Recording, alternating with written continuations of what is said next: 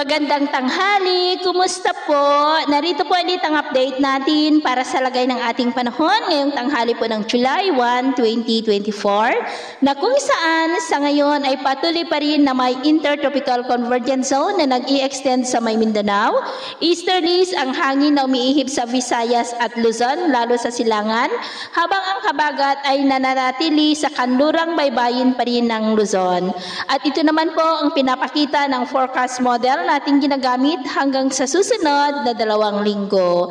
At sa lagay po ng ating panahon ngayong tanghali ay maayos ang panahon sa malaking bahagi ng bansa pero may tsansa pa rin ng maulap na kalangitan with isolated rain sa ilang bahagi ng Mountain Province, Benguet, Zambales, Bataan, Mindoro, Palawan, Sulu Archipelago, Zamboanga Peninsula, Northern Mindanao, Davao Region at Sorsogon. At sa susunod na mga oras, mas maraming lugar muli sa ating bansa ang makakaranas ng mga isolated rains. Kaya kung lalabas tayo sa ating matahanan, ugaliin po natin lagi ang magdala ng kahit na anong panangga natin sa init ng araw at proteksyon na rin po sa mga biglaang buhos ng ulan.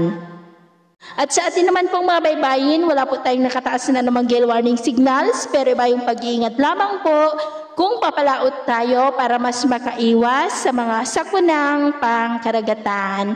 So ito po na latest update natin sa araw na ito. At ako po muli si James na nagsasabing sa kahit anong pagsubok po na darating sa ating buhay, huwag po tayong mawawalan ng pag-asa. Thank you and God bless!